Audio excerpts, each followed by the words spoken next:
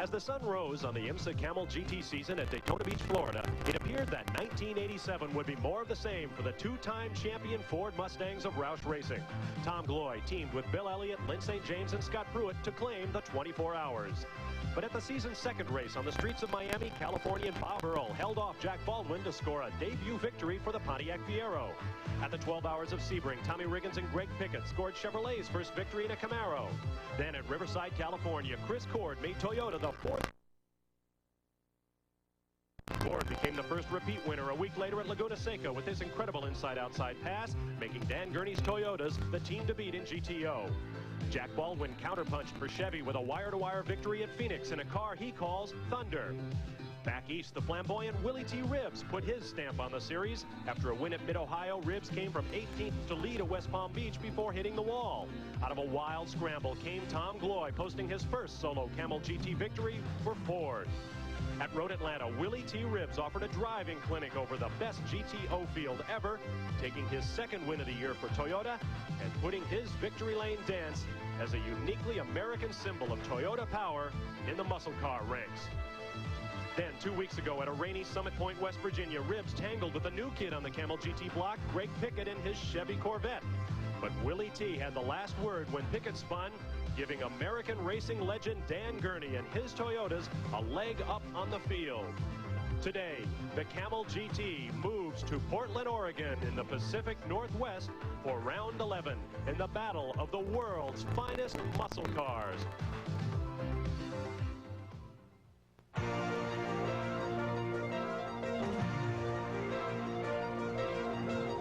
ESPN, the world leader in motorsports coverage, presents Speedworld.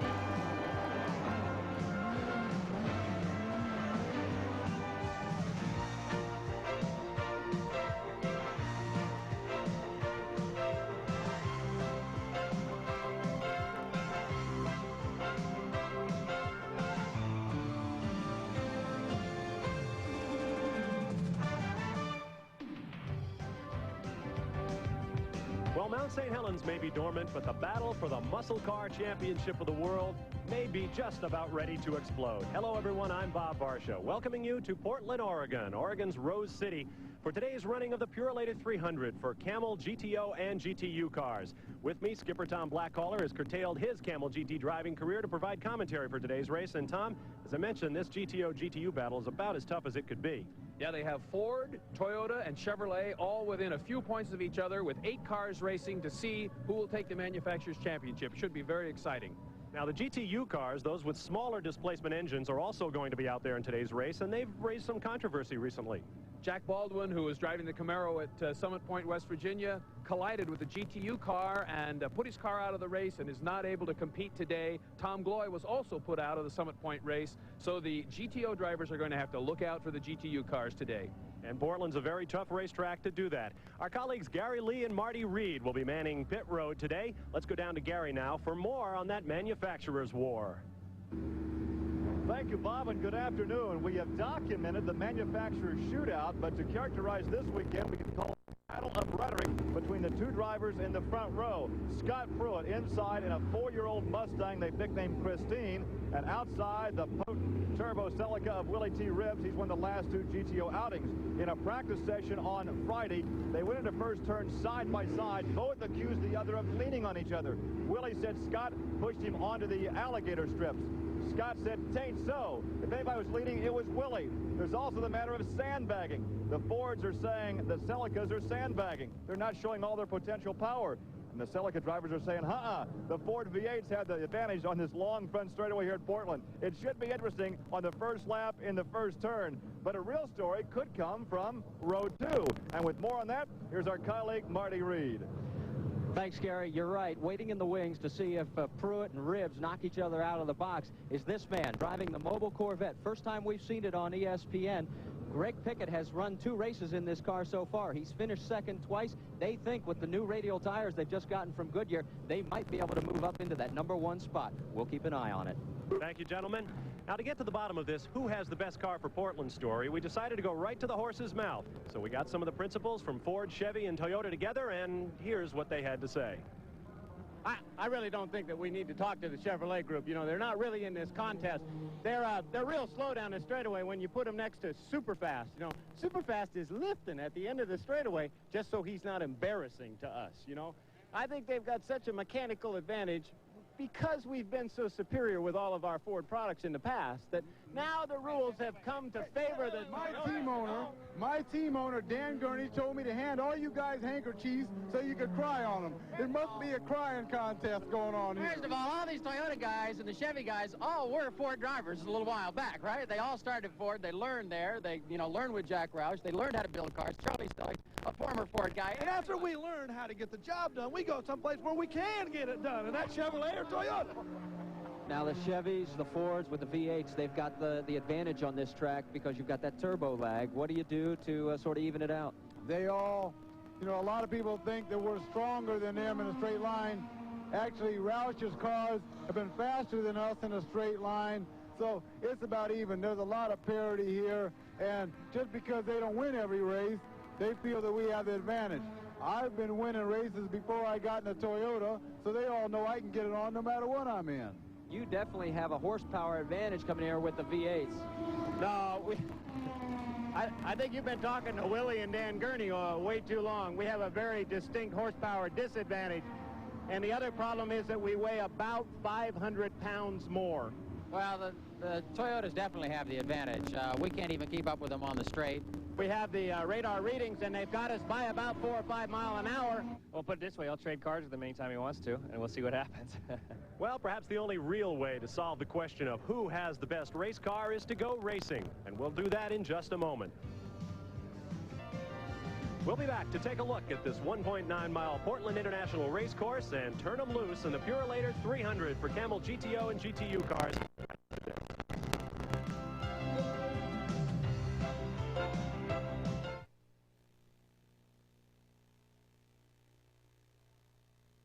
You golfers continually ask me, Lee, where can we get a cassette with your golf tips?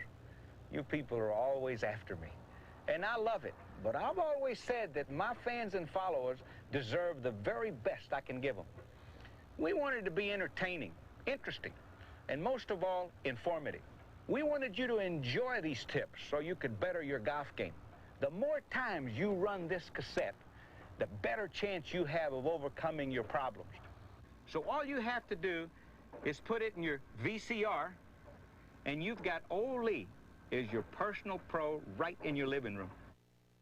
Only $79.95 plus $3.50 per copy for insured shipping. Please specify VHS or Beta. Have your credit card ready and call now 1-800-268-6365 and ask for operator 5682.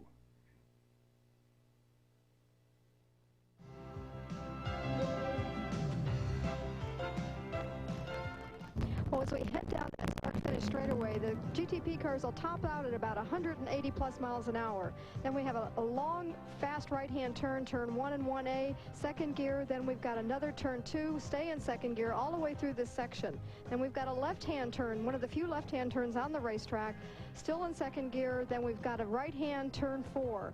This is very important because it's a series of turns as we have our left-right heading onto the back straightaway. Tom, take us down the back straight. We go down the back straight at about 160 miles an hour into a quick left-right chicane before setting up for turn 9, which is the most important turn on the course because it gives us the speed to come out around turn 9 and onto the front straight.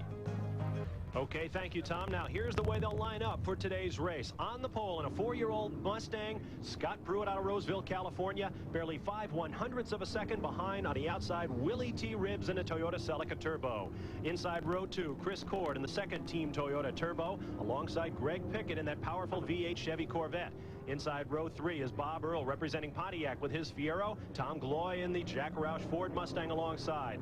Inside row 4, Irv Hare from the Oldsmobile camp in a Toronado alongside Bruce Jenner in another Ford Mustang. Inside row 5, Tommy Riggins in a Chevy Camaro from the Protofab camp alongside Roger Mandeville, a former GTO champion, a Mazda RX-7. Inside row 6, Lynn St. James, our sometime broadcast colleague, will start her Ford Mustang alongside Rick Moore in a Chevy Camaro. Row 7 will have Terry Visger on the pole in the GTU class for the smaller engine sports cars alongside defending series champion Tom Kendall in a Mazda. Row 8 will have Walt Benson in a Pontiac Firebird on the inside, Carl Durkheimer in a GTU Porsche Carrera alongside. Row 9, Max Jones will have a Nissan 300 ZXT on the inside, looking to make some history. Frank Poole in a Chevy Corvette alongside. The next row will have a Chevy Camaro, Bruce Sanders at the wheel next to a Mazda RX-7 with Amos Johnson at the controls. Row 11 will have Dick Murray's Pontiac Fiero inside, Monty Shelton's Porsche 911 outside. Row 12, Bart Kendall in his RX-7 alongside Gary Oberlin's Porsche. Row 13, Paul Romano in a Mazda alongside Earl Pearson's Chevy Corvette. Row 14, Paul Barnhold's Nissan alongside Vance Swift in a Mazda RX-7. Row 15 will have Rick Eppinger and Wayne Nunnally's Porsche inside, Dick Greer's Mazda outside. Row 16, Dave Cruz in a Merkur XR4 Ti alongside Rick Longmire's Porsche.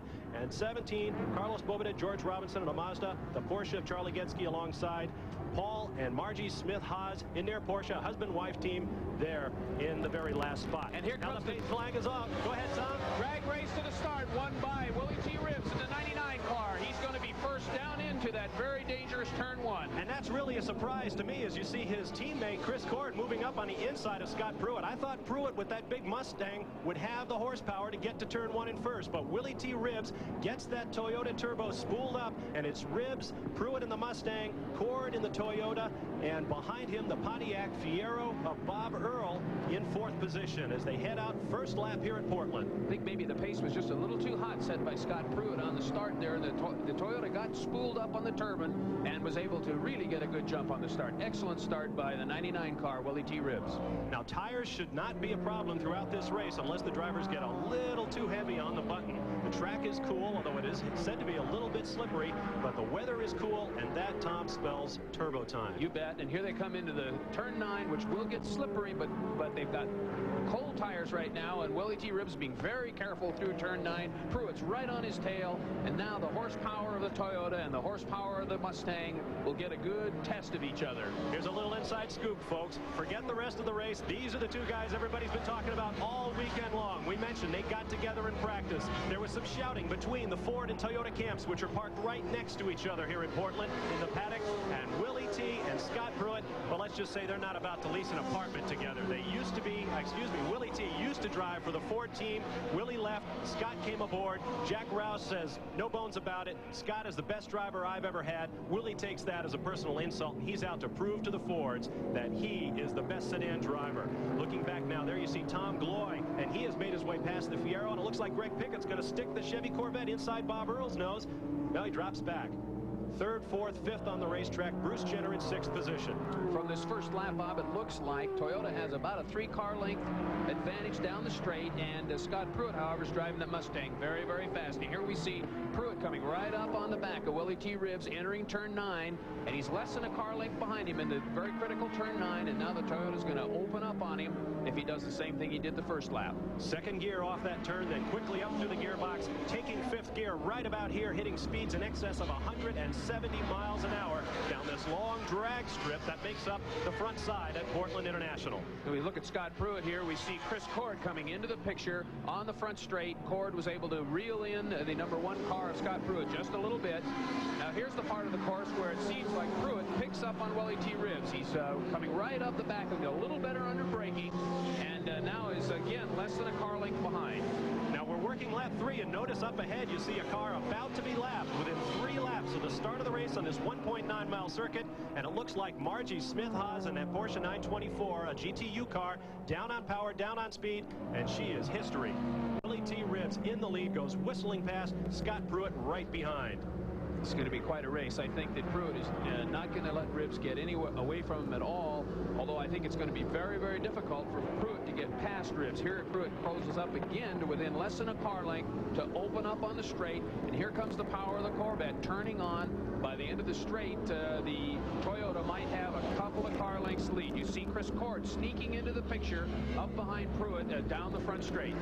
Boy, the scuttlebutt has been thick and fast here in Portland. The question is, who's got the power? And you see Scott Pruitt dives inside Willie, but no. Ribs shuts the door as they head into one. It looks like that's where Pruitt's going to make his move under braking. He appears to have a little bit better braking capability than the Toyota, which is surprising because the Mustang is a heavier car, but his brakes are working very, very well. But in these long races, the brakes tend to go away. So if Pruitt can't get it done early on, he's going to have a tough time as it gets later in the race and his brakes begin to fade.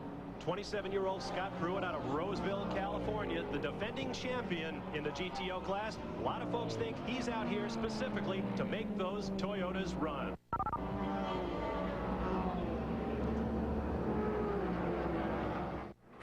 Every time I put on this uniform, I realize how lucky I am. Others are less fortunate. They suffer from either ileitis or colitis, two bowel disorders. Their pain is real and it doesn't go away. Think about it. These corporations are helping to strike out ileitis and colitis.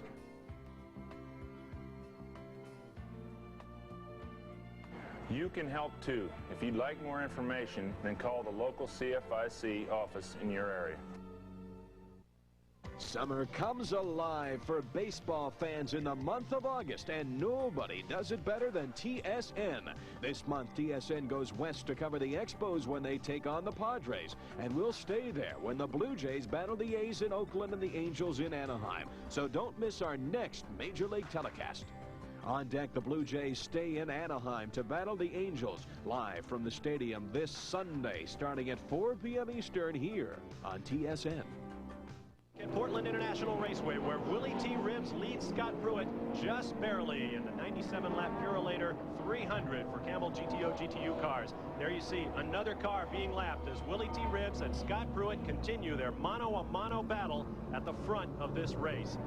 In the early laps of this race, Bob, Willie T. Ribs clicked off a 106.6, which is about 1 second a lap slower than his qualifying pace for an average speed of about 103 miles an hour. That's a very hot pace, and it's unlikely that the tires and the brakes will allow the cars to keep up those paces, but with these two drivers nose to tail, neither one of them is going to back off. Which plays to a good point, Tom. A lot of the rumors around pit road said that Scott Pruitt, who doesn't normally drive the full GTO schedule, is here basically as a rabbit. He's out there to push Willie, make him run as hard as he can, maybe get him to brake. He can pull Chris Court along well. Meanwhile, behind him, the other Ford Mustangs, Tom Gloy presently in 4th position, and Bruce Jenner presently in 6th on the racetrack, can lay back and hopefully pull a win out. But look, we're seeing lapping going on as they come through turn 9 and head up down the long straightaway and up through the gearbox. Gary Lee.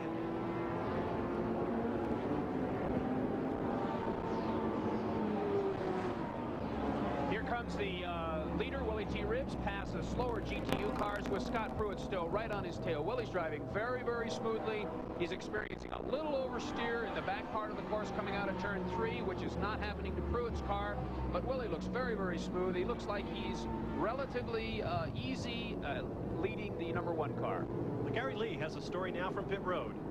Well, Bob, you intimated as to what the strategy might be for Scott Pruitt. We'll go right to the top, the source, Jack Roush. What is the strategy with Scott Pruitt? Well, we're expecting a real hot race at the end. Early, so we're prepared to do the same thing. We've got a full load of fuel on Scott. We put 16 gallons of fuel and soft tires on it to make a real dash for the cash at the end. There have been rumors he's not in a title chase in the points right now. You might let him serve as the rabbit and go out there instead of very quick pace if possible to perhaps burn out the turbos. Well, we're interested. I didn't hear all of your question, but we are interested in competing for the manufacturer's championship for Ford and for Mustang. And with that, Scott is here to put the pressure on the Toyotas. We're willing to see his car not finish if we have to in order to keep him under the maximum amount of pressure. Well, let's go on down pit road and check in with somebody else on some strategy. Marty with Dan Gurney. Dan, Jack Roush says that he's going to try and run Scott Pruitt as long and as hard as he can if it means running into the ground trying to get those Toyotas out of there. How do you respond to that kind of strategy? What will you do to counter it? Well, Well, they're running about 1.5 seconds off their fastest time in qualifying with a full load and with the traffic. So they're all running as hard as they can run, and we'll see what happens. This is it. I don't know what else you can do right at the moment. Survival of the fittest. Let's go back out on course. Okay, Dan Gurney looking on as Willie T. Ribbs in a Toyota from Dan Gurney's All-American Racing Shops in Santa Ana, California, tries to make his way around Margie Smith-Haas. She is being lapped for the second time in this race, and Scott Pruitt is right there. As Jack Roush talked, you saw Scott Pruitt and Willie T. come together. This is going to be a toe-to-toe slug-out in Portland. It looks like Scott Pruitt has a little better brakes than Willie T. Ribbs, and if he's going to pass, it's going to be down in turn 1 or in turn 9. A little bit less power for the Mustang, a little bit better brakes. Surprising. Great mechanical battle here. That's the 2-liter, 4-cylinder turbocharged Toyota coming in at about 2,200 pounds up against that 600 horsepower V8 5.5-liter fuel-injected Ford at about 2,600 pounds. Now here's the battle just behind. This is for third place. That's Chris Cord, and his mirrors right now are full of the Mustang of former Trans Am champion Tom Gloy. These two are less than 2 seconds behind the 2 leaders, and this is a great race also, although Gloy is 2 or 3 car lengths behind Cord, but this is also going to be a very, very critical race, the race between Cord and Gloy. In fact, these guys could be the only ones left standing at the end if they can run a pace that allows them to stay away from that battle up in front in case the bodywork still really starts to fly. There you see the interval between the battle for first and the battle for third. Tom Gloy out of California, the 84 Trans Am champion, a 2-time victor thus far this year, including a solo win at West Palm. Here are your leaders once again about to lap GTU traffic. We mentioned that the smaller, slower GTU cars are going to have to be passed regularly at the speeds these GTO cars are managing. About a 20-mile-an-hour difference in speed between the leaders and the ones behind them. And there's the 71 car. That's Amos Johnson. He has spun down in turn 1. Amos Johnson with an incredible record of 3 straight 24 hours of Daytona victories, running his new style Mazda RX-7, and he's got a problem early on here at Portland. As Chris Cord goes around Amos, here comes Tom Gloy. Tom Gloy is closed up a little bit on Chris Cord. Here are the 2 leaders, Willie T. Ribbs and Scott Pruitt. The way these cars are going, Scott Pruitt has made 3 or 4 attempts to pass Willie T. in the first 10 laps of this race, so we're looking for a really, really great battle here. Let me give you a footnote to Amos Johnson's story. He is in a battle for the GTU champion with the defending champion Tom Kendall. Right now, Amos Johnson trails Kendall by about 24 points coming in, so he badly needs to make up some time on 20-year-old Tom Kendall. That spin's not going to help him. But the battle is right here, up in front. Willie T. Ribbs and Scott Pruitt.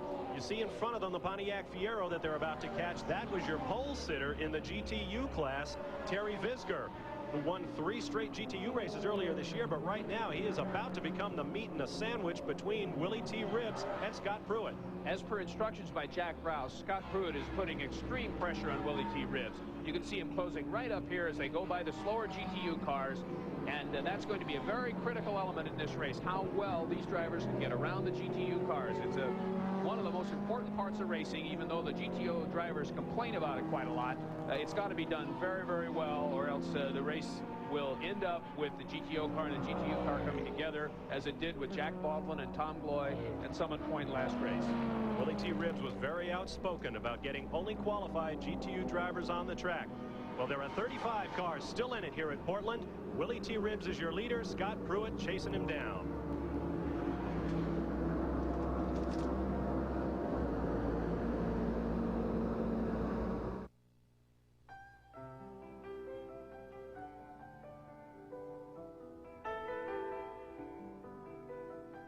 People of many races and cultures help to build our nation.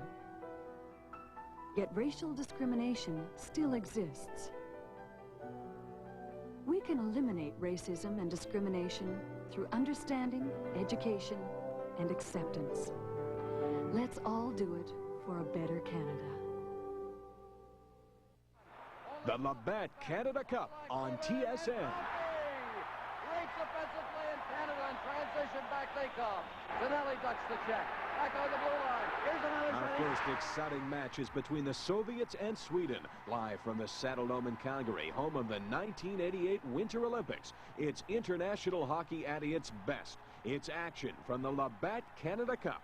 Saturday, August the 29th at 10 p.m. Eastern. See it right here on TSN. At Portland International Raceway in the Purolator 300K for GTO GTU cars. Willie T. Ribbs is your leader. That's the way they've been for the last 20 laps or so. Here is the second five, and a lot of big names in here as well. Greg Pickett driving the mobile Corvette, Bruce Jenner in a Mustang, Irv Hare in the Lynn St. James in the Mustang, and Tommy Riggins in the Camaro are making up the back part of the top 10. And up front, it's starting to look like a San Diego freeway at rush hour, and Scott Pruitt has gotten into one of the GTO cars. They're off. I believe that's in the turn 1, turn 2 area. That was in turn 1. That was Pruitt trying to get by Ribbs again, and he got nailed by a GTU car. They came together. Pruitt's back on the track. Looks like very little damage to his car. He's accelerating again. And that will shake up the top 5 considerably. It looked like maybe it was one of the CCR RX-7 Mazdas, either Tommy Kendall, the defending GTU champ, or his brother Bart Kendall. They're driving identical cars. We just saw them as they disappeared into the dust. But that is a big blow to Scott Pruitt. Let's see if we can take another look at it as they head down into 1.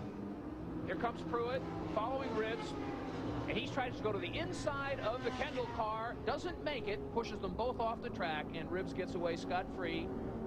Very risky move by Scott Pruitt, but that's what he's there to do, to try to push as hard as he could.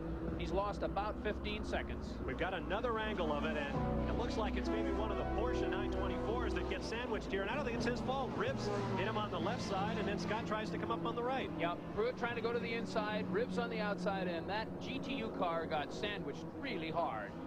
That was the number 24 car of Rick Eppinger out of Portland, Oregon, a local favorite who took a beating there, and I don't think there was a thing he could have done about it. Marty Reid is on pit road. Well, guys, getting back to that accident for a second, what happened was Monty Shelton and Neil Shelton, the 57 Porsche, was laying down some oil. The corner workers didn't get the slick flag out, the grease on the track flag out until the leaders had gone past. Let's go down to Gary Lee, because that's what's happened. The end result is Pruitt's now in the pits. We have Scott Pruitt in the pits. This totally changes their strategy. They are changing all 4 tires. Obviously, at this point in the race, they cannot go to the softer compound they had planned. They're topping off the fuel. They will have to make one more stop, so the strategy totally out the window with that off-track excursion. They have completed their service, and Scott Pruitt is away. Well, tough racing luck, that is, for Scott Pruitt as he makes his way back onto the racetrack. You see the leaders coming onto the front straightaway behind him. So Scott Pruitt, who was very much in the thick of the battle for the lead here in Portland, now is going to have to work very hard to avoid getting passed by these men. Willie T. Ribbs, your leader. Tom Gloy, Scott Pruitt's teammate, now in second place. And in third is Chris Cord in the second All-American Racers Toyota. Here they come through turn 1 again, where the accident occurred. It's a very, very tricky part of the track. Most of the passing is attempted down there, but if you get in too hot, lock up your brakes, the car just won't steer, and that's what happened. I think Ribbs and Pruitt both got in there very, very hot with a little bit of oil on the track, and that was what happened. Now we've got a car off the racetrack. That's the number 16 machine, Carlos Boveda and George Robinson. California and Texas team in a Mazda RX-7. They are off into the woods there. We have a replay. Let's take a look at what happened to these guys. Coming down there, you see Carl Durkheimer's Porsche, the 56 car, followed by Amos Johnson. The GTU cars running very close together. And into your picture will come the number 16 of Carlos Boveda. Same part of the racetrack. Yes, exactly. There must be oil in there. Everybody's on the brakes hard at that point, and the cars have a little bit of trouble getting adhesion, and they're right off the track. They're right on the limit on that turn. That's a very tricky turn, turn 1. Everybody's going to take a close look at that turn as you see Boveda back on the racetrack in his Mazda. Let's go down to Gary Lee in the pits, and Pruitt's back. Well, Pruitt is back in. Jack Roush is standing by. I don't know if we can get a word from him. No, he walks back away, so we're not sure what the problem is. They go to work on the left rear tire again. There may be a problem up in the suspension area. They're working on the left rear. They will change the left rear tire again. Jack, what's the problem? Well, we got some difficulty in the left rear of the car. We haven't figured out what it is yet. All right. Flat tire earlier, but now they've got a problem in the left rear. All right, as you hear from the team owner, Jack Roush, a problem in the left rear. They are changing the tire, but that may not be the problem. The car remains up on the jacks. Obviously, this will totally change the strategy and take Scott Pruitt out of contention for a win here at Portland. Well, now they have taken that spare tire back across the wall, so they will not change the tire. It obviously is something in the suspension or the chassis, and Pruitt is underway again. And you see the bodywork damage to the left side of Scott Pruitt's car, so apparently that was a much more expensive accident than we originally thought, Tom. The leader of the Mustang group is now Tom Gloy, and he is pressing Willie T. Ribbs just about as hard as Scott Pruitt was, so this race has not lost any of its intensity, although there's been quite a bit of action. You talk about intensity, that yellow car to the left is the leader in the GTU class. That is Max Jones, just getting dusted by Willie T. Ribbs and Tom Gloy. Jones is in this race hoping to become the first pro driver to win in 4 different classes in the same season. He has already run in off-road racing, he has won in street stock or showroom stock racing, and he has won in the Sports Car Club of America's pickup truck racing class. So Max Jones is a guy who brings a tool for the job no matter what kind of racing he's in. It's great to see a new face up in the front of the GTU class. Terry Visker has been dominating this class the last couple of races, and although Terry's going very well, it's good to see a new face up there. Here comes Willie T. Ribbs past the GTU leader. Marty Reid has a comment from the pits. Well, guys, you were mentioning a Max Jones. This Alderman Nissan racing team has had a heck of a weekend. They've had all kinds of fuel pickup problems. They didn't even know how well they were going to qualify until they got the car out there. Did pretty well. And today, things are falling into place. So far, so good. They're looking like they're on cloud 9. All they got to do is survive about 65 more laps.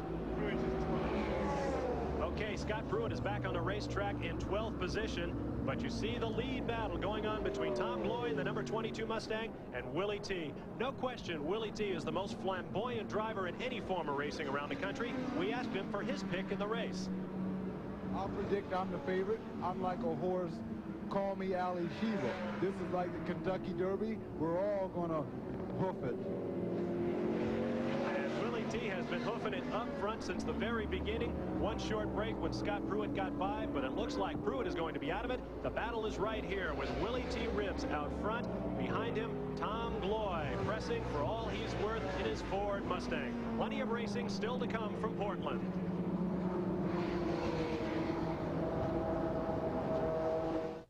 Behold the beer belly. 50 million Americans need a shortcut to get from fat to flat. Introducing the Gut Buster. It's the ultimate fitness machine specifically designed to firm and flatten the stomach as nothing else can. And ladies, if you're as serious as he is, that flat stomach you had in high school can be yours again. Basic spring-ups like these work the upper abdominal region. Reverse for tension-assisted high-risers. This sturdy unit travels easily, so you can exercise anywhere. And it's yours with a 30-day money-back guarantee. So go ahead, Gut Busters. If you're serious about a flat stomach, exercise your right to call now. COD and credit card customers call 1-800-268-6364 extension 10C. That's 1-800-268-6364 extension 10C. Or to save COD charges, use your credit card or send $29.95 plus $4 shipping and handling to Gutbuster, Box 747 Station Q, Toronto, Ontario, M4T2N5. Call anytime, 1-800-268-6364 extension 10C. Back at Portland, Bob Varsha, Tom Blackaller with you. Marty, Reid, and Gary Lee are on pit road. Greg Pickett in the Corvette has had a sudden and dramatic turn of events. Officials asked him to come on in. He's in the pits now, and they're taking a very close look at fluids coming out from underneath that car. The mobile Corvette's a brand new car. She's been racing just a couple of races, and it's not surprising to have a little bit of trouble. Unfortunately, this amount of trouble in an hour and a half to hour and three-quarter race puts Greg Pickett totally out of any chance to win the race. But he's out there mainly to race as hard as he can, of course, but also to do development on this car. So there he goes out again, and he's back in the race. Greg Pickett out of Alamo, California, another former sedan champion of the Sports Car Club of America Trans Am Series. His first 2 races in that car produced 2 second-place finishes, and he led a great deal of the GTO event at Summit Point not too long ago. Let's go down to Gary Lee, who's once again in Scott Pruitt's pit. We heard Jack Roush say there was a problem with the left rear. Actually, this is a tire off the left front. We talk about flat spotting a tire when a car spins. There's that lock up in the brakes, the instant heat rise. Well, right here is the flat spot on that left front. However, it was also punctured right here, and it was gouged right here. A lot of damage to this. This is the Bridgestone. Again, we talked about the Bridgestones in the front, the Goodyear's on the rear. So Scott is well back in competition now. Part of the reason, flat spotting the tire and puncturing the tire. Well, back up front, the action continues. Scott Pruitt is apparently out of it. Willie T. Ribbs doing everything in his power to keep Tom Gloy behind him. There you saw the number 4 of that's Bob Earl's car. Pontiac Fiero. Is he a lap down at this point? You bet he must be. That was Gloy and Ribbs going by Bob Earl. And Gloy has been racing very, very well, very hard, trying to catch Willie T. Ribs. And here's Gloy making locking up the brakes, going into turn one, trying to get around Willie. Now watch Gloy recover here and get right back on the power and suck right up behind Ribs, not losing at a bit with that attempted pass. That's very difficult to do, to attempt a pass like that and not lose a bit. Here's Tom Gloy right in the race. That was a few laps earlier. Tom Gloy remains in second place. Willie T is your leader.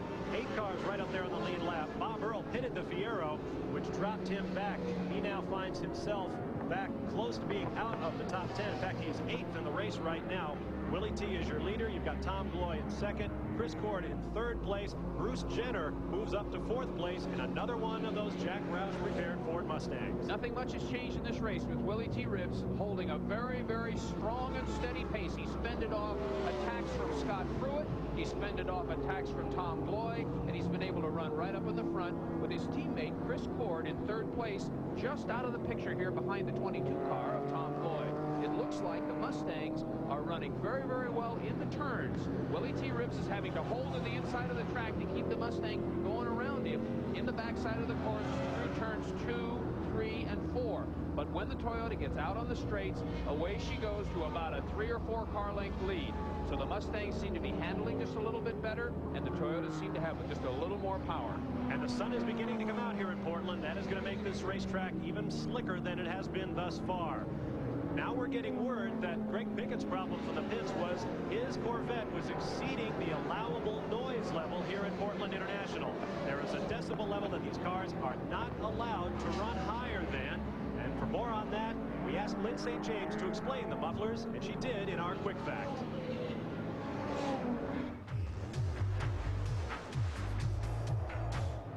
Everyone knows that race cars are loud. But here in Portland, we're trying to control the noise level, and they allow a maximum decibel level of 110. So we had to take and add mufflers on my Mustang here. These exhaust pipes used to be straight pipes. We got a lot of horsepower that way. So we've had to give up some horsepower to reduce the noise level down to about 108. Just to give you a comparison on that, most street cars would run at about 70 decibels. So we've lost some horsepower, but we've controlled the noise. I was at a rock concert recently, and I'd like to see what the VU meter is at one of those. Okay, thank you, Lynn. The action continues hot on the racetrack. No matter how much noise they're making, Willie T. Ribs and Tom Gloy are lapping at better than 101 miles an hour on the average. They are running within a second and a half of the times they qualified at. A tremendous battle as Tom Gloy gets a little bit squirrely up there as he tries to get back up through the gearbox. Gloy is pushing very hard. As we mentioned, the sun is coming out here at Portland now, and in this area near the Columbia River, it heats up very, very fast as soon as the cloud cover burns off. So as it heats up, I would look for the Toyota Turbo to lose a little bit of power with respect to the naturally aspirated motor in the Mustang. Okay, the action continues. There are your leaders. It is Willie T. Ribs, followed by a Mustang, a Toyota, another Mustang, and the Olds of Herb Hare has moved up into the top 5.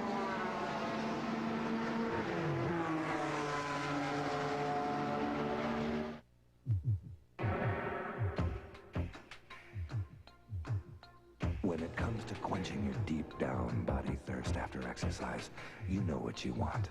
No carbonation. Nothing too sweet. Something with a light, crisp taste. Which perfectly describes just one thing.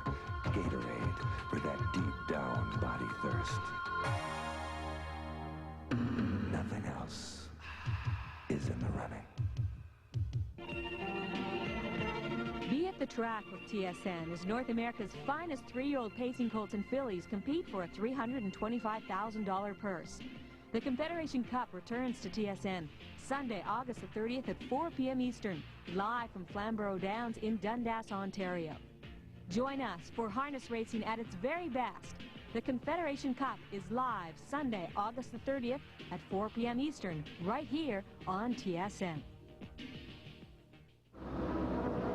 Back in Portland, where Willie T. Ribs continues to lead this 300-kilometer battle for Camel GTO and GTU cars. There you see Willie T. making his way through turn 1. Tom Gloy out of California is in second place in that Ford Mustang. Third place in that group is Tommy Riggins, but he is not in the battle. He has been put down a lap. And in third place is Chris Cord in another Toyota. Now, Now, we've seen some emergency pit stops thus far. The question is, when the Toyotas stop, how are they going to handle the pit strategy? Let's go down to Marty Reid for more on that story. Well, here in the Toyota camp, guys, they're way inside their window. They can make their stop at any time, but what they want to do is stay out there as long as possible. Talking with the head man, Dan Gurney, the one thing he said was he's worried about is what happens if they get back up to Scott Pruitt. Now that he's out of contention, will he start to block? We'll have to wait and see what happens there. Let's go down to Gary Lee.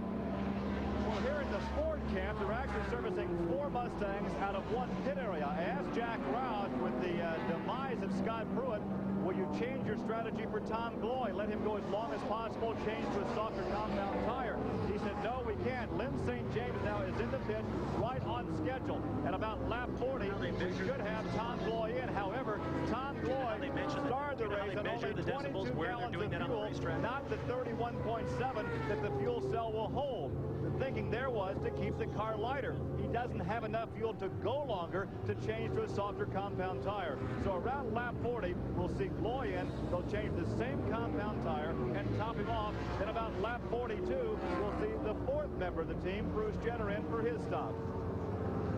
Okay, thank you, Gary. As the pit stop wars are waged along pit road, now the number 2 car, Greg Pickett, is back in the pits. The problem, folks, he is just being too noisy. Yeah, he was 112 dB, and they black flagged him again, and you see the pit crew working on the muffler, trying to figure out how to make the car a little bit quieter at this point in the race. That's a tough thing to do.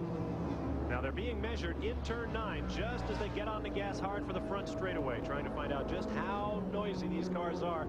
And it may sound a little silly, but it actually is a very serious consideration for racetrack promoters around the country. Whenever you've got residential areas near a racetrack, Lime Rock, Connecticut springs to mind. You can't even start a race engine on Sunday in Lime Rock, Connecticut, or at least not on Sunday morning.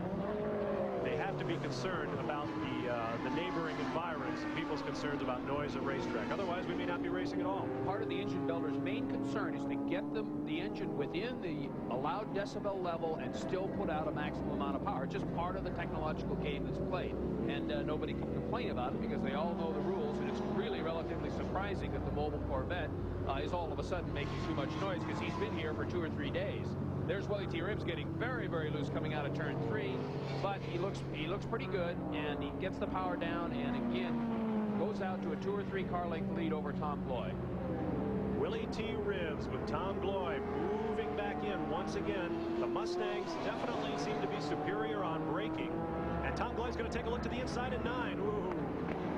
No, that didn't work. That's he's tried. Scott Pruitt's tried that on Willie Ribbs. Gloy has tried it 2 or 3 times, and Willie just acts like they aren't there, and they have to stay out of his way. So even though the Mustang's a little bit better on braking, it doesn't appear to be enough better to get around the Toyota. My thought is that if somehow the Mustang gets into the lead, it'll be easier for the Toyota to pass him because he's got that 2 or 3 car length advantage going down the straights. And on this track, that's critical. That's a 450 horsepower machine, if you believe the folks from the Toyota camp, racing a 600 horsepower machine. Tom Gloy says, nah, not even close. 450 is whistling down the wind. They've been accused of sandbagging all year long. We mentioned that earlier. And I'm surprised by the fact that the Mustangs aren't able to at least stay with them on that straightaway. Not pass them maybe, but at least stay with them. But it looks like they're not able to do that. Yeah, obviously the horsepower to weight ratio of the Toyota is a little bit better because he is gaining 3 or 4 car lengths on the straights. The Mustang, however, being set up for the turns is very, very nice in the turns. That's surprising because the Mustang is quite a bit heavier than the Toyota. Here we see Toyota, Mustang, Toyota closing right up very, very tight. Now, this is the closest that Chris Cord has been in the last 10 or 12 laps. He is now right in the picture with Willie Ribbs and Tom Gloy. There you see the conga line to the top. 3 runners coming down the inside of the front straightaway, passing slower traffic. Tom Gloy pulling a little bit wide, but he's narrowing up. Right here, the track gets down to about 2 or 3 cars wide. And Tom Gloy continues to try to pass Willie T. Ribbs under braking because he's just not able to do it when they accelerate. Willie T. Ribbs' lap times have slowed up about 2 seconds a lap since the early parts of the race. Now, there's 2 things that are happening. The tires are going away, and it could be, as it gets a little warmer, that the turbo motor's not putting out quite as much power. Quickly approaching halfway in this 97-lap race, and there you see the Toyota camp apparently getting ready for a pit stop from one of their 2 cars.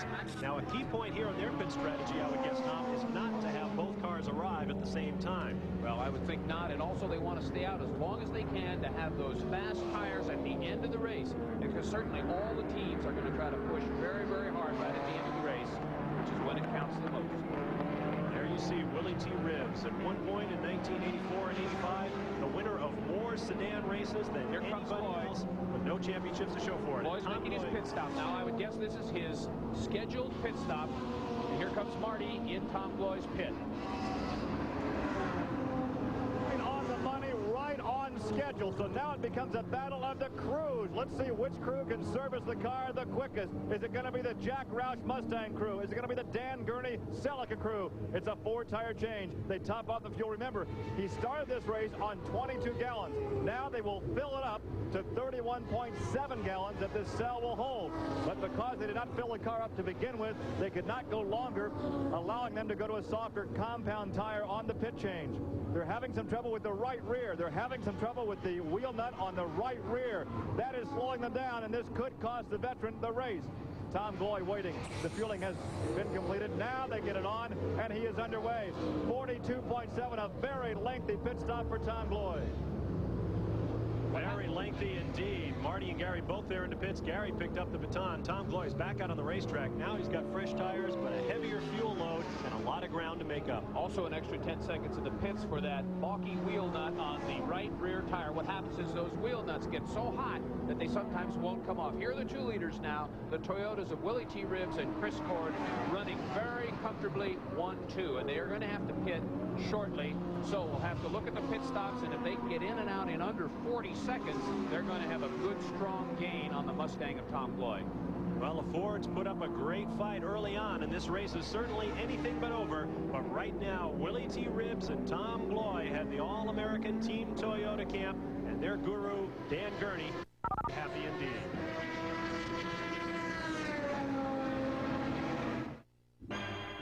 Summer comes alive on TSN.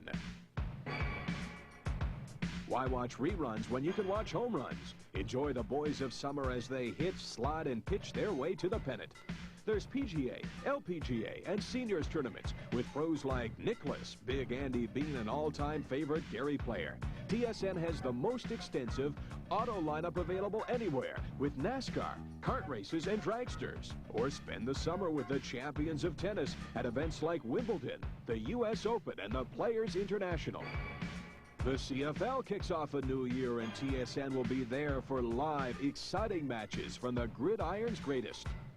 Catch the daily news, scores, and updates on Canada's only national sports newscast, the TSN Sports Desk. And what would summer be like without, of course, some fun in the sun? There's only one place to make your summer come alive, and it's right here on TSN. Back in Portland, and our leader, Willie T. Ribbs, is about to pit his Toyota, a scheduled stop for Dan Gurney's racer.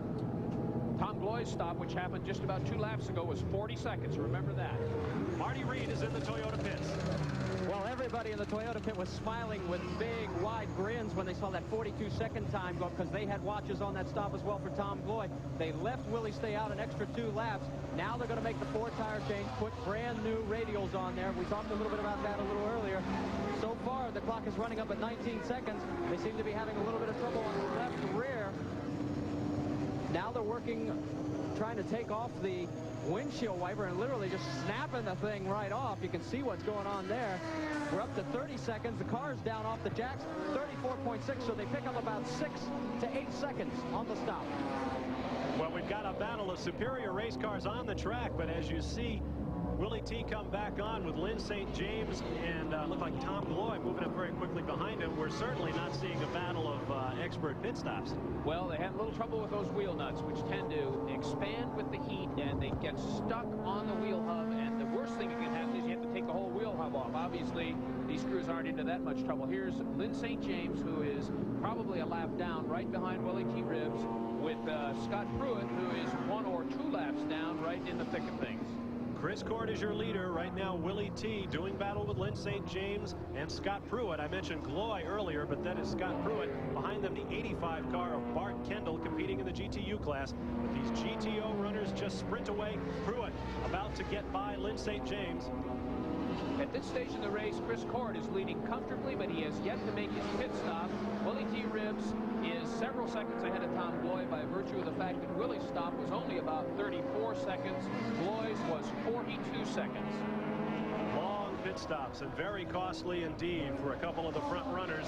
As you watch Willie T. Ribbs leading Scott Pruitt down the long front straightaway. Now here comes Tom Gloy moving up behind him. Right now, scoring is showing Chris Cord in front, Willie T. still in second place on the racetrack, and Tom Gloy in third.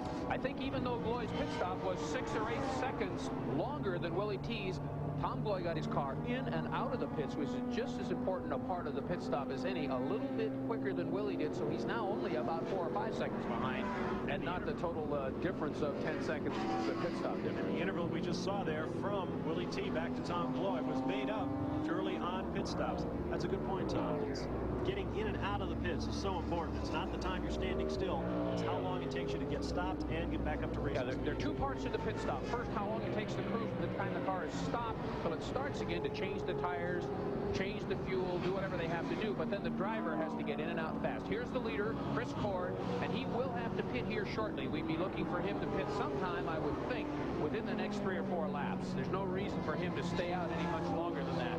Now, when pit stops happen, and they are all equally excellent, they really just simply reverse the order of running, and then everybody gets back out and reverse the order again, so there's basically no change if everybody gets good pit stops. Now, if Chris Cord can come in and get a quick pit stop, say in the 25-second range, that's going to put him a long way up on the rest of the field in this race. A 25-second pit stop should be the norm with these cars if they have no trouble with the wheel nuts, if they have no trouble with the fueling.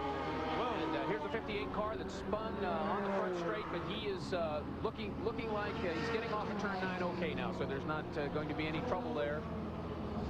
Here he is slowly getting back up to speed after spinning coming out of turn 9. That was the number 59 car. 58 car. Charlie Price, Rick Weldon, and John Longmire, a California trio. And that was definitely not the kind of turn 9 exit they would like to have had. John Longmire started that car. I believe he is still in there in the Porsche 928. So the pit stops continue, and as soon as they're all over, we'll be ready for the second half of racing here in Portland. Chris Cord remains your leader, but he has yet to pit.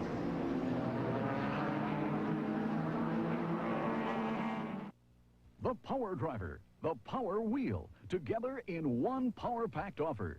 You get the world-famous Power Driver that powers in any screw, fast and straight. The built-in depth dial leaves the screw raised, sets it flush, even countersinks it, all automatically. Power Driver works with these tiny screws or a gut-wrenching monster like this. And it's yours now, along with a famous Power Wheel that strips paint like magic. Not even a nail can stop it, because Power Wheel cuts, too. It shapes tile, chops through this masonry block, even sharpens a lawnmower blade. Plus, as a special bonus, we'll give you the incredible nail driver, along with this 7-piece nut driver set. Yes, through this offer, you get this unbeatable collection of fine tools. Here's how to order yours.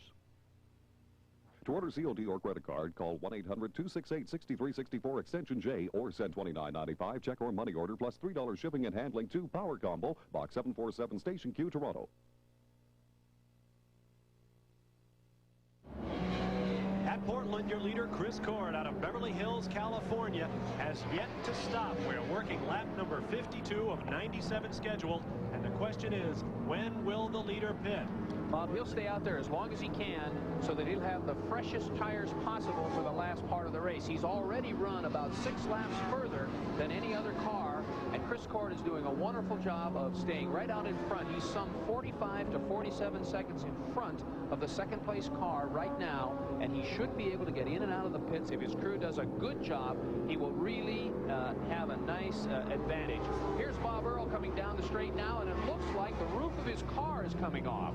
Bob Earl out of Larkspur, California, in that Pontiac Fiero, and you can see the huge gap right up there at the top of the windshield. I don't know how he did it, but somehow the seal has come undone, and he has got, it's like dragging a parachute down the front straightaway, I would guess. It doesn't seem to be hurting him very much because he's running in a very strong 4th place. So, oh, here's a little action in turn 9. It's Willie T. Ribbs and Scott Pruitt. Scott Pruitt. Looks like they might have gotten together there. Pruitt's doing his job, and Willie is off the course. Here's Pruitt with out of the race for sure, going into the pits. It's very unlikely they'll be able to change that nose, but they'll try to probably pull it off and see what they can do. Tremendous front edge damage on Scott Pruitt's car. Let's go down to Marty Reid in Pruitt's pit. Well, we're about 50 feet away, and you can see the right front damage as it looks as though it's up under the wheel well there, and they're going to have a tough time trying to move the car to even be able to work on it. About 6 or 7 crew members over the edge, and they're just backing it up, probably going to try and take it out of there because it's already dropping all kinds of fluid. Looks like they got the radiator as well, so it looks like the day is over for Scott Pruitt. Indeed, it looks as though 27-year-old Scott Pruitt, a 13-time national go-kart champion, has seen the end of his day. And Tom, we talked earlier about how we were expecting an outlook. Chris Cord is slowing down considerably. Chris Cord is slowing down.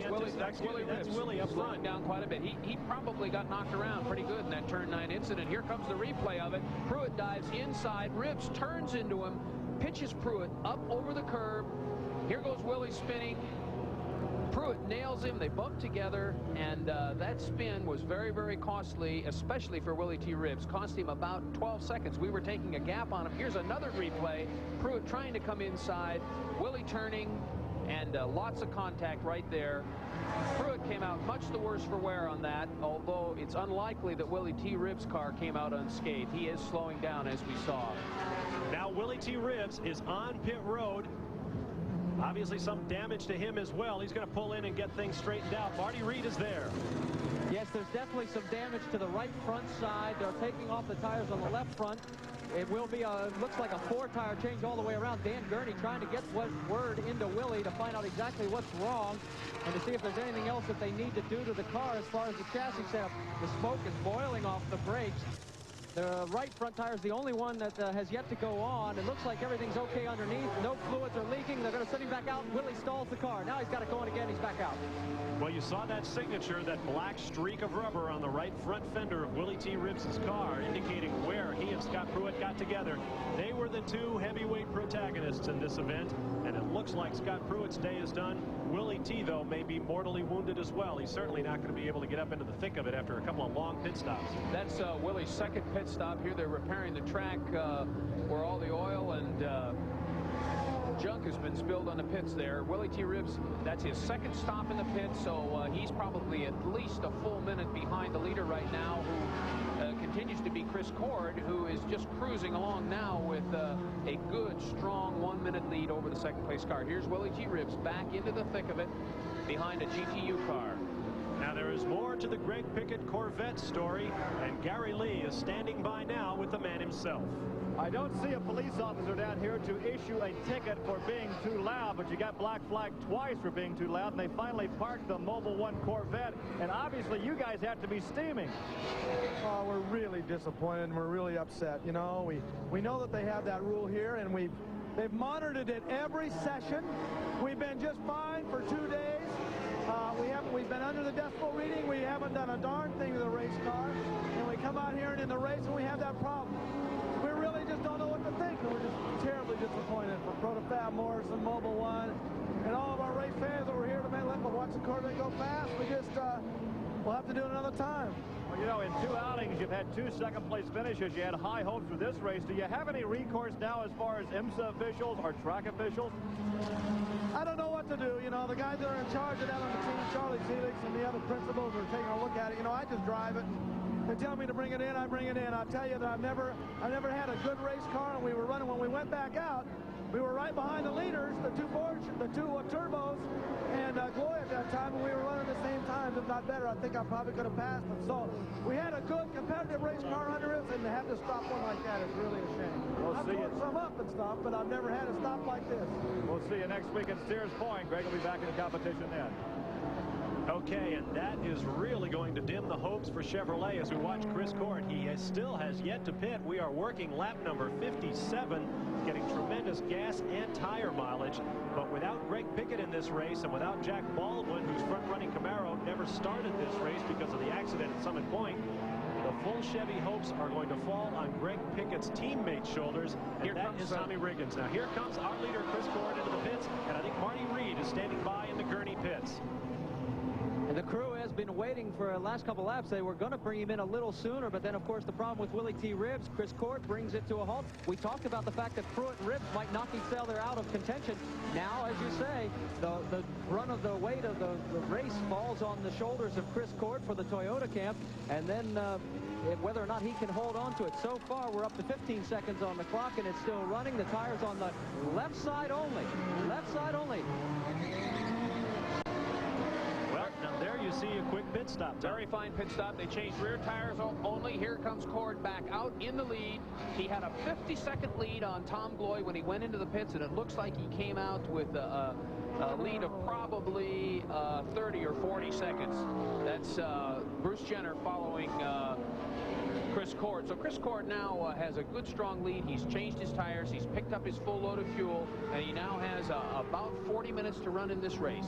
There you see Bruce Jenner. Now, his car is very similar to Tom's. It's easy to get them mixed up. Jenner has been holding down 5th place just about all day long, so a good run for him, too. But right now, the best run of all is going to Chris Cord, who got the quick pit stop he needed, and he is back out on the racetrack with the lead and sitting in the catbird seat as the laps begin to wind down here at Portland. Toyota likes that, too, because Chris Cord is the points leader in GTO, just ahead of Tom Gloy.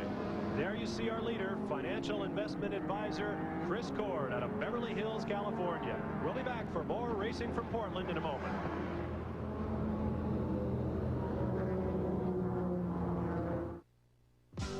The nicest thing about an ice cream sandwich isn't the ice cream and biscuits. The nicest thing about a snack and a half isn't the oatmeal cookies or chocolate-tasting coating. And the nicest thing about a Chippers isn't the chocolate chips. No, the nicest thing about an ice cream treat is the look it puts on your face.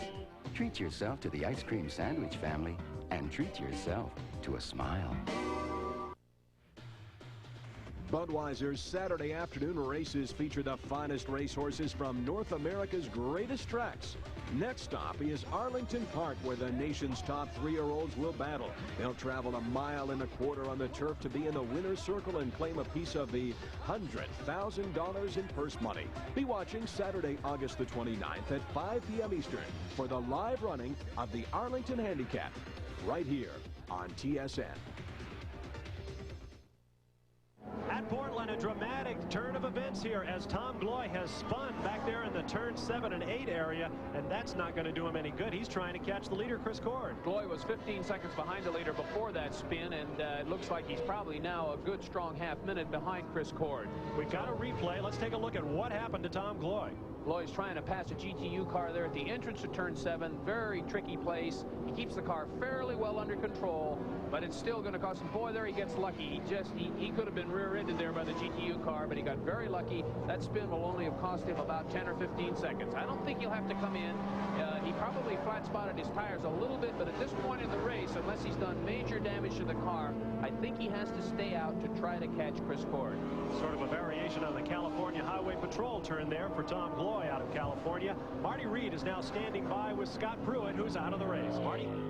Well, we talked about it possibly being a physical battle between Willie T. Ribbs and Scott Pruitt. Scott Pruitt, you're on the sidelines. Willie's also had to come in for some repairs. What happened out there? Well, first of all, start out, we got tangled with a GTU car again, and that put me out, and then I was trying to work my way back up. I believe Willie had pitted and was coming back out, and I was trying to get by him. I attempted to get by him down here on the main straight. Went up the inside, and maybe he didn't see me, or maybe he tried to cut me off a little bit. We tapped lightly, which spun his car lightly sideways, and then trying to get out of the way, I touched him again. Your car cannot be repaired. You're not going to be back out there. No, we can't. We had the oil coolers up front, and in that crash, it took one of the oil coolers out, so we won't be making it back out there. So Scott Pruitt's out. Willie T. Ribbs is mortally injured as far as winning this race. Let's go back out on course. And back out on course, the leader remains Chris Cord. Behind him, Tom Gloy And that Pontiac Fiero of Bob Earl, he just refuses to drop back. Those three cars on the lead lap at this point. In fourth position is the number 28 car of Tommy Riggins, and in fifth is Bruce Jenner in his Ford Mustangs. Here's Tom now. There's Tom Gloy. There's Tom Gloy, who's about 22 seconds behind Chris Cord now. That spin cost Gloy a very meager 6 seconds. That was just about as little time as you could possibly lose in a spin and then come back in the race. So Gloy is back in the race. His car doesn't seem to be handling real well in those S's coming through turns 7 and 8. That's where he had that little spin problem. But he's obviously pushing very, very hard, as he will have to try to catch Chris Cord to win this race. Cord has a very tidy lead over Gloy in the points, 135 to 105, and Gloy doesn't want him to get any further ahead, so he's just pushing as hard as he can. Tom Gloy from Southern California. He used to have his own team in sedan racing on the Trans Am circuit. Won that championship in 1984 and then moved over to the Roush Racing Ford factory effort in GTO. Got his first victory at the 24 Hours of Daytona earlier this year. Picked up a solo win at West Palm Beach. And I believe Gary Lee has more on Mr. Gloy. Well, we're standing by the Tom Gloy pit. They are prepared to change all 4 tires if he so desires. But only Tom Gloy knows if he actually flat spotted the tires when he made that little loop. So we're waiting right now in the pit area. The crew is ready, but so far he has not stopped. If Tom Gloy flat spotted the tires very, very badly, he'll get so much vibration that it'll be very hard to steer the car. But I'm going to guess that unless the car is virtually impossible to drive, he'll stay out there this late in the race. The race has about 30 minutes left to run, and Gloy is going to have to keep pushing. Well, the battle continues. Driver points very much at stake here as we watch Chris Cord making his way around through turns 8 and 9. Excuse me, no, he's on the front side. Those are turns 4 and 5. It's tough to tell if you can't get a look at what's going on up in the background, but Chris Cord remains your leader. Tom Gloy trying to run him down in the Mustang. We'll be back to Portland after this.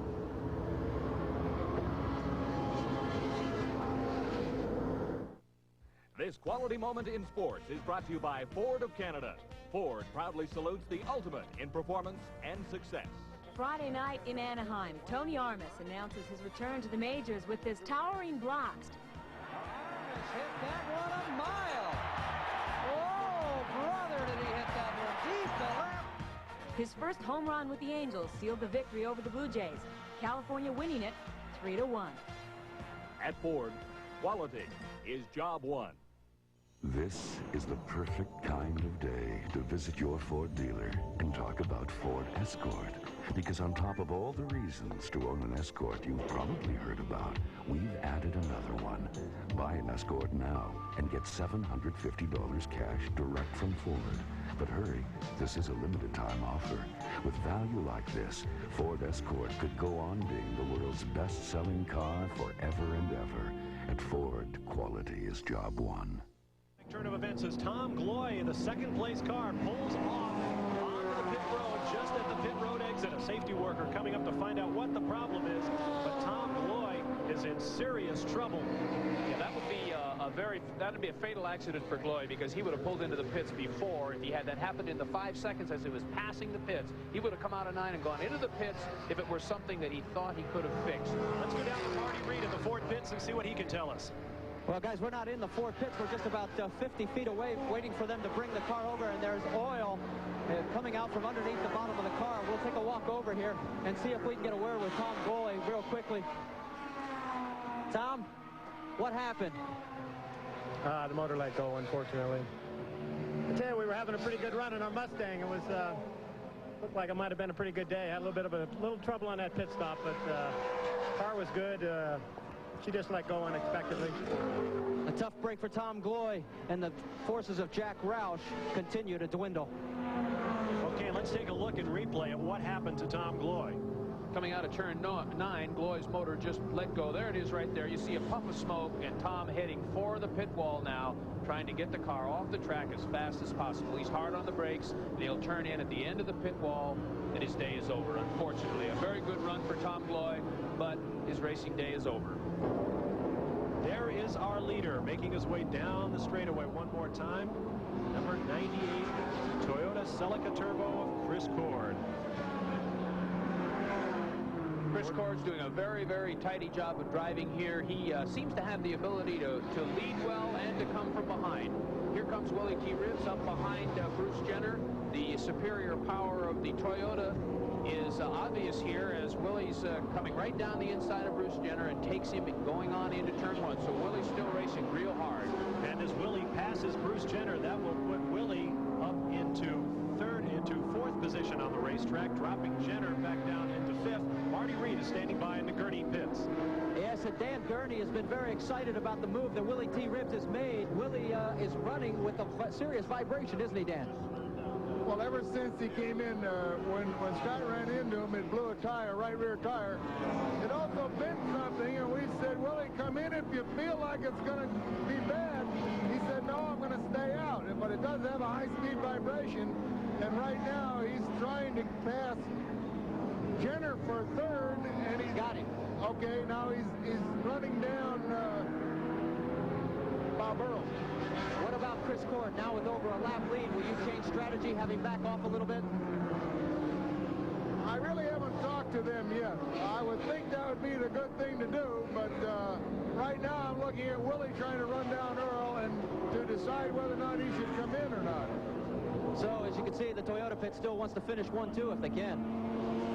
Okay, I was about to make that scoring correction when Willie T. passed Bruce Jenner. He moved into third place on the racetrack, so your order is Chris Cord on a lap by himself, Bob Earl in second, Willie T. Ribbs is third, Bruce Jenner is fourth, and coming up in fifth position, the number 7 of Irv Hare. And Ribbs is only 5 seconds behind Earl, so it would be a remarkable occurrence for Willie T. Ribbs to get clobbered by Scott Pruitt in the turn and still come out and get second in the race.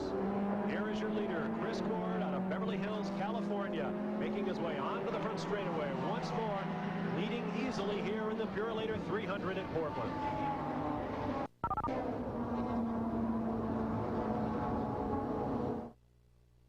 Summer comes alive for baseball fans in the month of August, and nobody does it better than TSN. This month, TSN goes west to cover the Expos when they take on the Padres, and we'll stay there when the Blue Jays battle the A's in Oakland and the Angels in Anaheim. So don't miss our next Major League telecast. On deck, the Blue Jays stay in Anaheim to battle the Angels, live from the stadium this Sunday, starting at 4 p.m. Eastern here on TSN. Play Walt Disney World Baseball Magic at A&P and Super Dominion. Over $1 million in gift certificates and cash available. You can win up to $10,000 instantly, or you can win one of 80 Walt Disney World vacations for 2 to Orlando, Florida. All trips provided by Treasure Tours, the Florida specialists celebrating their 60th anniversary. We'll draw for 2 Walt Disney World trips on every TSN Blue Jay telecast. So play A&P Super Dominion Scratch and Win Baseball Magic today. Back in Portland, there you see 37-year-old Bob Earl out of Larkspur, California, being attended to by his team. You see the blood on his face, and there is the reason. The windshield came out of the car and is now lying at trackside in the turn 4 area, and somehow, whatever caused that windshield to come off, or perhaps the windshield itself, hit Bob Earl full in the face, and it looks like he's okay. But first the roof came off, and then the windshield came out, and it looks like Bob got peppered in the face either with the glass from the windshield or perhaps from rocks or pieces of rubber from the track. And anyway, he looks okay, but he has taken some hits in the face there from some track debris or debris from the windshield. And there he is out of the race. There you see the number 99 of Willie T. Ribbs shown in second place. We expected a battle, and we have gotten one, and the attrition has been enormous. 4 Ford Mustangs from the Jack Roush camp started the race. There is but one left in the race. Bruce Jenner right there in third position. 2 Chevys started for Tommy Riggins and for Greg Pickett. They are both out of the race. The Pontiac of Bob Earl is out of the race. The only 2 potential challengers for the Manufacturers Championship from the Toyota camp are running 1-2 at this point. Let's go back now to the Bob Earl story. We are down here with Bob Earl after seeing a lot of lacerations around the face, some medical attention, but you tell me you're okay. I'm okay. It just scared me more than anything. Like nicking yourself shaving then? No, it was the sort of explosion when it caved in. The roof had come loose a long time ago, and when I went down to draft Irv at the end of the straightaway, you get a lot of turbulence in the draft, And right when I pulled out of the draft and hit the brakes, the windshield caved in on me. And I just couldn't see where I was going. I was just happy I got it slowed down. We were talking earlier, watching the medical attention here. You were wearing a full or an open face helmet. Is this some indication you may go to a full face helmet in the future? No, that wasn't the problem. I had good goggles on and everything. That didn't really hurt me. It just feels like I shaved too rough, you know. But it just scared me more than anything. And I can't drive the car without a windshield. After a great drive, he's out, but he's okay. And that's good news. Whenever you see an accident like that, it's good to see the driver get out and walk away from it. Well, in case you don't think it's violent out there, folks, what better proof could you ask for as you watch Chris Cord making his way around in the lead. He is on a lap by himself. We're working lap number 89, which leaves us with 9 laps yet to run here in the Purolator 300 at Portland International Raceway in the Rose City of the Pacific Northwest, Portland, Oregon. Things have worked out for the Toyota team just perfectly. Their drivers Chris Cord and Willie T. Ribbs are running 1-2. Cord has run very much in the front for about half this race. Willie T. Ribbs, who is behind him at least a lap, is also running strongly at this time. So it looks like a 1-2 finish for Toyota is possible, and certainly they're going to come out of this war well ahead of the Ford and Chevrolet factory efforts.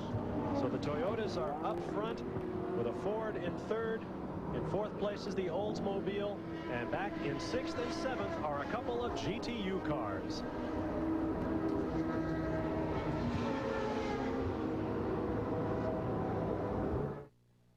Hi, I'm Joanne Carter. You know, there used to be 2 ways to lower your golf score: practice and play a lot of golf. But now there's a third. It's my new video cassette, Keys to Great Golf. It's 90 minutes of terrific instruction that you'll want to use over and over again. In it, I show you how to hit the ball farther and play better than you ever thought you could. I'll teach you to be super accurate with your irons, to hit a slice and a hook around a tree, to get out of bunkers so easily you'll want to hit in there all the time. In fact, I'll show you how to take 10 strokes off your score. So come on, give us a call. Order Keys to Great Golf today. Call 1-800-268-6365. Only $79.95 plus $3.50 for insured shipping. Please specify VHS or Beta. Have your credit card ready. And call now, 1-800-268-6365, and ask for operator 5692. At Portland International Raceway in the Purolator GTU 300-kilometer race, we have 6 laps remaining. There you see the 2 Toyotas of Chris Cord and Willie T. Ribbs up front. Bruce Jenner with one of his best finishes of the year in 3rd place for the Roush Mustang team. Irv Heron and Oldsmobile is 4th, and Roger Mandeville has his special 3-rotor Mazda in 5th position. In the GTU standings, a good battle all day long. Terry Visger and a Pontiac up front. Tom Kendall, the points leader in the race for the series championship, in 2nd place in his Mazda, followed by the Mazda of Amos Johnson, the Nissan of Max Jones, and the Mazda of Tom's brother, Bart Kendall. That's going to tighten up the GTU point standings just a little bit, with Visger going for his 3rd win over Tom Kendall. Tom Kendall is leading at this time in the GTU point standings, but Terry Visger's coming right up behind him. 4 of the top 5 drivers in the battle for the GTU championship represented there in the top 5. Here's our leader, Chris Cord, coming down into the S-turns before turn 9, and he's looking very, very strong, very smooth. We caught him at a 1:09 lap time just about a few laps ago, which is still only 2 or 3 seconds off his qualifying pace. So his car is obviously still very, very strong as he goes past the Mercure, who tries to get in behind him to draft, but that's not going to work for very long. Another point about the battle for Terry Visger. Should he win today, it'll be his 4th victory in a row. He skipped a race with his Fiero, but this will be 4th victory as you watch Chris Cord's wife looking on from pit road.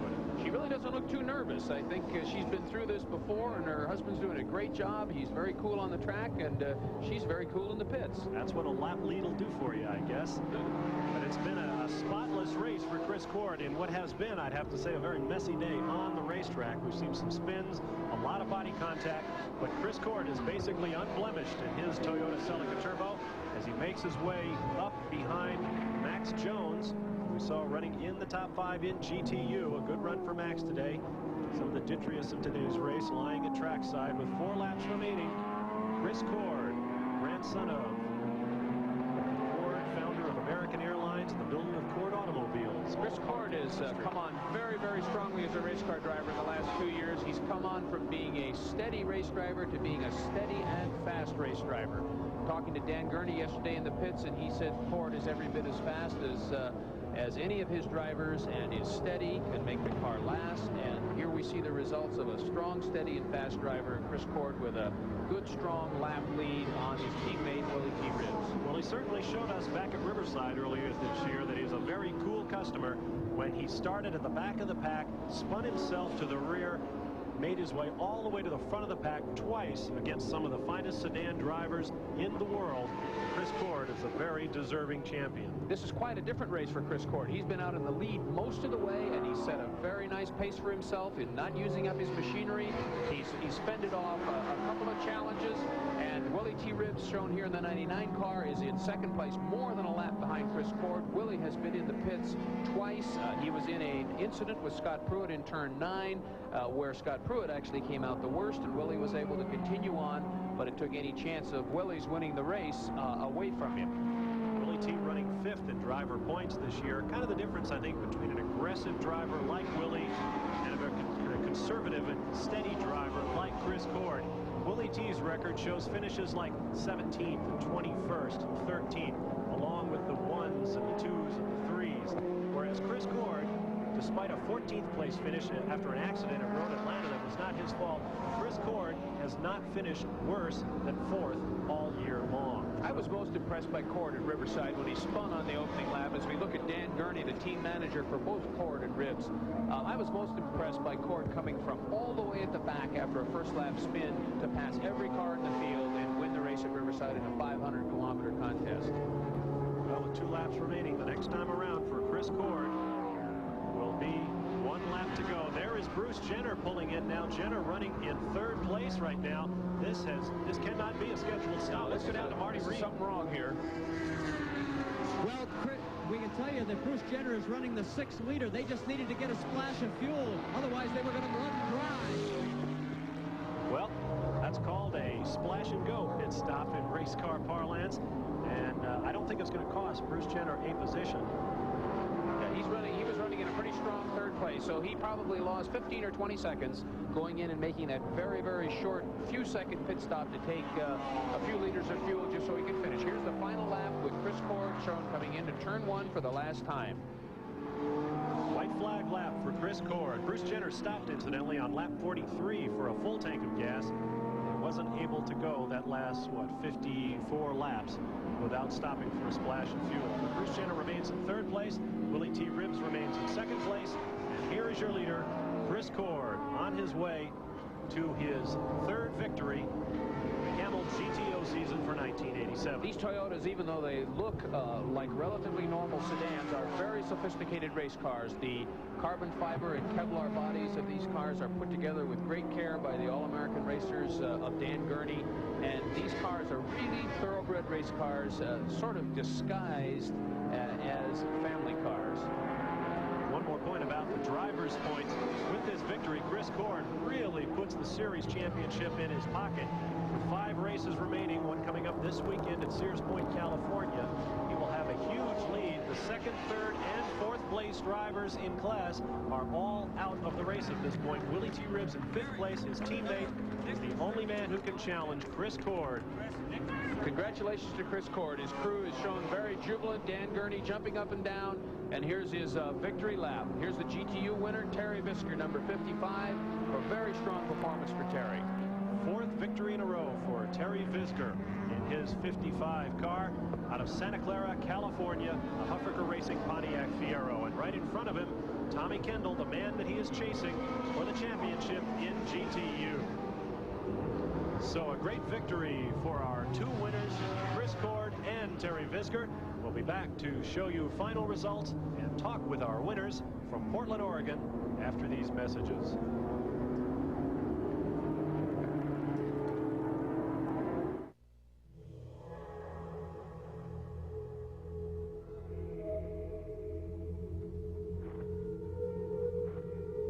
When the temperature drops below zero. Remember the spark plug that's tested to start below -20.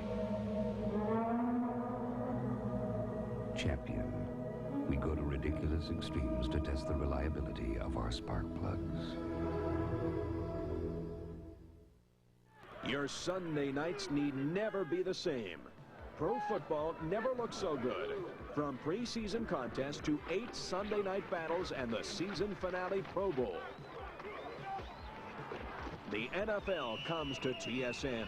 Live this fall, TSN is your ticket to the NFL when the Los Angeles Rams tackle the San Diego Chargers. The NFL live on TSN. Back at Portland, Gary Lee is standing by with our winner, Chris Cord. Chris, congratulations. You're the silent type. You let your foot do the talking, all the hoopla this weekend between Scott Pruitt and your teammate Willie T, but when the final shootout was over, you're in victory lane. Well, you know, we've got that kind of a combination on this team. Willie's really quick, and you know, and he kind of opens the door for me, and I just think that my patience, you know, obviously paid off for us today, but really the credit goes to the crew for the fantastic preparation of this car. I mean, we have not had a mechanical failure on this race car all season long, and I just can't even tell you. I don't have words to describe how good a feeling that is. So it's really the crew and how they're putting this car together, and Toyota's a tribute to Toyota and a tribute to Dan Gurney for the hard work they've done. So if they give us a good equipment, we can win all the time like this. So it's great. 3 wins this season, all on ESPN. Congratulations. Go up there and spray some champagne. Thank you. Okay. Well, apparently we are lucky talisman for Chris Cord, our winner. There you see the top 5. Willie T. Ribbs in a Toyota, followed by Bruce Jenner's Mustang, Irv Harrod in Oldsmobile, and Roger Mandeville in a Mazda. There are your GTU standings. Terry Visger over defending series champ Tom Kendall, North Carolina's Amos Johnson, Max Jones, and Bart Kendall. We hope you've enjoyed our coverage of the Purolator 300K from Portland, Oregon. Tom Blackaller, your closing thoughts on today's race. Toyota's making it very tough on Ford and Chevrolet. It's going to be a great race to the finish, but Toyota's in a commanding spot now in the GTO division. Well, next up, the GTO race at Sears Point, California. We hope you'll be with us for that. From Portland, Oregon, I'm Bob Varsha for Gary Lee, Marty, Reid, and Tom Blackaller. We'll see you next time. So long from the Pacific Northwest.